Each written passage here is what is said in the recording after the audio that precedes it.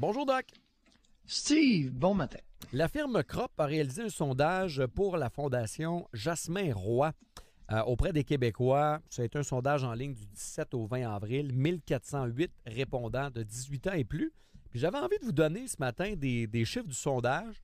Puis quand ça vous intéresse de commenter, vous m'arrêtez. Puis si vous n'avez pas grand-chose à dire, c'est pas grave. Je vous donne les stats, là, puis on regardera ce qui vous intéresse là-dedans. C'est bon?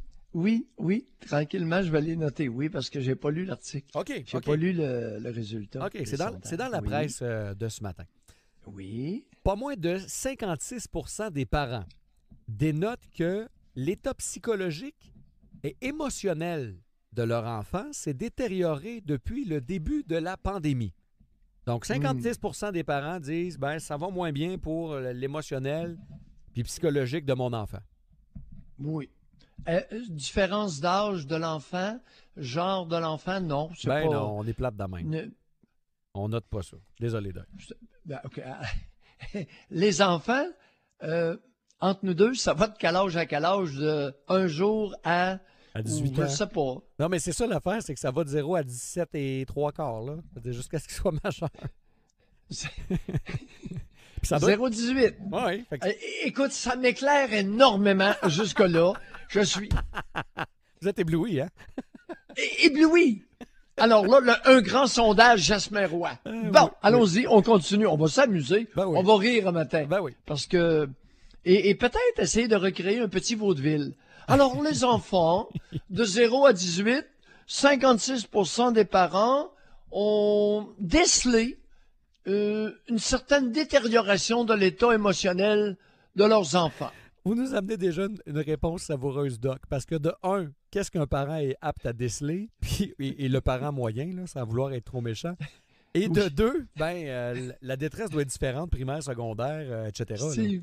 Steve, il y a un vieux mécanisme de défense qui s'appelle la projection. C'est un mécanisme de défense inconscient que l'être humain utilise. Les deux plus primaires là, pour les nonos, c'est négation, je nie ce qui arrive, et projection, je prête à l'autre ce que je peux pas m'attribuer à moi. OK? C'est très primaire, là. C'est basic, et généralement, dans le clan des pas fins, c'est très répandu. Donc, le père et la mère plus fins aussi. Le père et la mère vont pas bien, fait qu'ils disent « Mes jeunes vont pas bien. » Ça se peut. Je pensais pas te faire rire avec ça. Qu'est-ce qui te fait rire là-dedans? Ben, on est niaiseux. Des fois, le comportement humain me fait rire un peu. OK. Bon, OK. Oui, OK. On y va. On continue tranquillement. Les autres données sont semblables, là, mais il y en a des traits différents.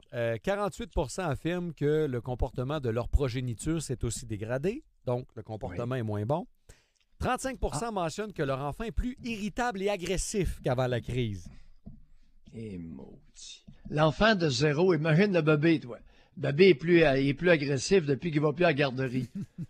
Steve, maudit bon Dieu, c'est quoi cette affaire-là?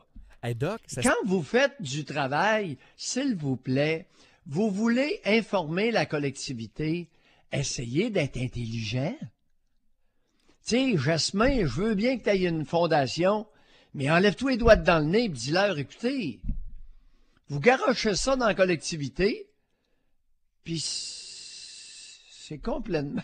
on est complètement dans l'insignifiance. Allons-y, continuons. Ajoutez une note de billet, Doc, qui m'apparaît possible. Ça se peut-tu que l'enfant n'est pas plus irrité ou agressif, mais c'est juste que le parent le voit plus? Ça se peut-tu? Parce que le parent, la bonne femme qui est poignée avec ses morveux, oui. qu'elle avait dompé dans la garderie, oui. Elle va t'offrir combien de temps? Il y en a qui sont à bout. Sur les réseaux sociaux, on s'en rend compte. On a d'autres chiffres, on a d'autres idées. Et plus, là. Oui, allons-y. Ouais. On a d'autres idées. Bon. Oui. 57 des parents sont en désaccord avec un retour en classe avant la rentrée en septembre. Pas moins de 67 des mêmes parents se disent anxieux à l'idée qu'un retour se fasse dans les prochaines semaines. Il y a beaucoup d'enfants qui ont des conditions, toutes sortes de conditions, hein, y compris principalement des conditions respiratoires, de l'asthme, des allergies, des mauvaises grippes qui ont tourné en pneumonie. Le système immunitaire des enfants varie beaucoup selon l'âge et selon leur génétique propre. Mhm. Les Ouais, adultes, l'impact des adultes. Maintenant, ça aurait été intéressant, dépendamment des groupes d'âge, Voir l'âge, oui. dépendamment du genre. Le sexe. Bon, Mhm. en tout cas, continuons. Oui, allons-y. Revenons aux adultes.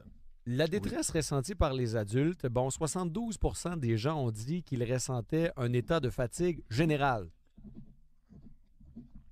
Fait que ça va un peu dans le sens de ce que vous m'avez dit tantôt là, sur la madame qui est étonnée d'avoir ses jeunes à la maison. 72 fatigue générale. C'est pas à cause de la job, là. 71 disent avoir des troubles du sommeil. Et 49 disent ressentir des symptômes de crise d'angoisse. Quel pourcentage? 49 sur des symptômes de crise d'angoisse. Bon, garde, il aurait fallu comparer les fatigués, comparativement à leur état avant le COVID, avant la COVID. Il était-tu fatigué avant? Ben oui, 71 ont des troubles du sommeil. Est-ce que c'est depuis la COVID ou s'il y avait les mêmes troubles avant? Mm-hmm. Bon, 49, là, j'ai une donnée pour toi. Alors, 49 des répondants sur mail, 49 disent qu'ils sont anxieux. C'est ça que tu... Oui, ils disent avoir des symptômes de crise d'angoisse. Bon, ils font de l'angoisse. Oui. OK. Là, j'ai une donnée pour toi. OK, allez-y. Il a été démontré, avant la COVID, qu'une adolescente sur deux faisait de l'anxiété. Bon. Avant la COVID. Mm-hmm. Ça, c'était démontré. Pourquoi genrer? Parce que il n'y a pas un adolescent sur deux qui est anxieux. Il y a une différence de genre importante. Mm-hmm. Pourquoi? Je le sais pas. Mais ça, c'est un fait qui a été déterminé et qui nous amène à comprendre pourquoi il y a autant d'adolescentes qui sont pilulées. Parce qu'ils sont angoissés. Ça n'a pas de bon sens. Mm.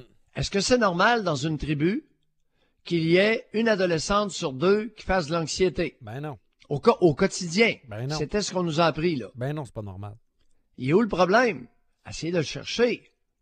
Et dans la recherche de problèmes, là, ça aurait été intéressant aussi de savoir parce Alors là, t'es angoissé dans ton étude. Ouais. De 1 sur 2. D'abord, essaye de genrer. Ben oui. OK? Parce que chez les adolescents, c'était, je crois, 1 sur 4. Maudite différence, là. Bonne différence. Puis, outre genré, les dernières statistiques que je vous ai données là, sur l'état de fatigue générale puis le trouble du sommeil, ça, c'est tous les adultes, là.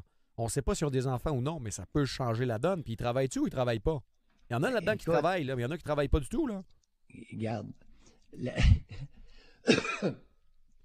La moyenne de fertilité chez les Canadiennes françaises au Québec, 1,5 à 1,7 enfants. 1,4, 1,5 enfants. Dépendamment des régions. Là. Oui, 1,4, 1,5 par femme en âge de se reproduire. Mm-hmm. Ça veut dire qu'il y en a qui en ont 2, 3, puis ça veut dire qu'il y en a presque la moitié qui n'ont pas d'enfants. Exact. Fait que là, avant de dégobiller sur les enfants, faites attention, n'oubliez pas qu'il y a un paquet de monde qui n'ont pas d'enfants, là. Tout à fait.